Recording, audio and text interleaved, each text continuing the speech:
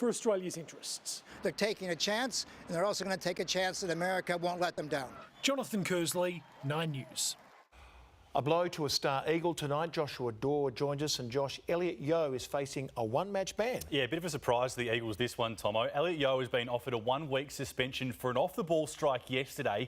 Here's the incident. The star midfielder landing a blow on Collingwood's Rupert Wills late in the third quarter, graded low impact, high contact and intentional by the match review officer. So the Eagles will have until tomorrow morning to decide if they'll challenge.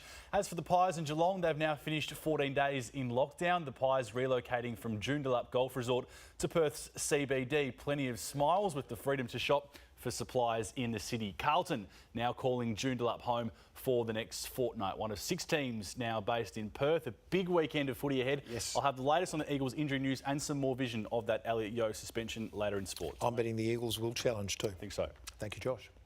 Flood emergency is unfolding on New South Children's 90 prompts an urgent safety warning. But first, Joshua Dorr is back with sport, and Josh, some big-name Eagles are in doubt this weekend. Yeah, Michael, yesterday's celebrations have been cut short fairly quickly. Now a selection dilemma awaits as a star is slapped with suspension. Why Pendle's setback could be more costly than normal, and tears of joy on the EPL's final day.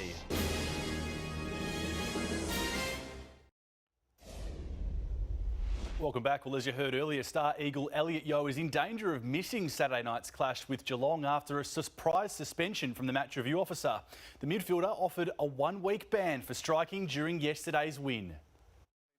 A rare low light from a dream day. Elliot Yeo's strike on Collingwood's Rupert Wills, enough to see him face a week on the sidelines, graded as low impact but intentional.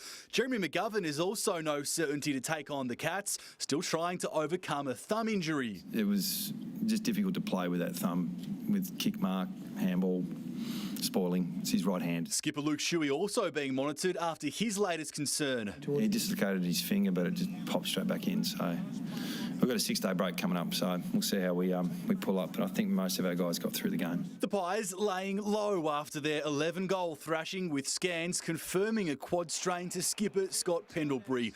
Collingwood taking no risks, with Sunday's clash against the Dockers the first of 4 games in 13 days. Obviously, if there's a little strain there and you continue to play or try and play through that, it might rip into something far more significant. So, yeah, unfortunate that I'll probably miss the next couple of games. Still, Sidebottom can return, having served his 4-week ban for breaching COVID protocols. Sidey coming back in gives us an experienced guy around the footy, and yeah, it'd be great, I think, too, for all the supporters to see Sidey running back around. And the Blues have settled into their Perth surrounds, but a lack of protection for skipper Patrick Cripps from umpires remains hot on their agenda. I go out there and play, enjoy the contest, so I'm going to hunt the ball.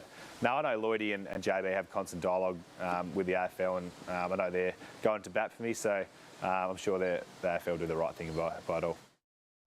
Tom Lynch is adamant Richmond can rise to the challenge presented by the AFL's new fixture crush. The Tiger is more concerned with how shorter quarters are affecting their football. Winning 4 out of 8, Richmond's premiership defence on 9 News. English paceman Stuart Broad has propelled England into a match-winning position in the 3rd test against the West Indies. Broad snaring 6 for 22 on day 3, edging him to within 1 of the magical 500 mark. On goal, outside edge, a walk-off, it's Roach. With the series square 1-1, the Windies are 2 for 10, chasing 399 runs to win the decider. Touring wicketkeeper Shane Dowrich a little worse for wear after being hit in the face by a speedy delivery. That hurts. He was replaced by a sub, but should be given the all-clear to bat. And Aston Villa have avoided relegation with a draw at West Ham on a dramatic final day of the EPL season. Tears flowing as the result condemned both Watford and Bournemouth to the Championship. Villa captain Jack Grealish saving his team with a vital goal. Their safety not confirmed until 3 minutes after the final whistle. And the news is the news they wanted to hear. Villa have done it. At the other end of the table, Leicester lost their Champions League place to Manchester United in inglorious fashion. The Red Devils beating the Foxes 2-0.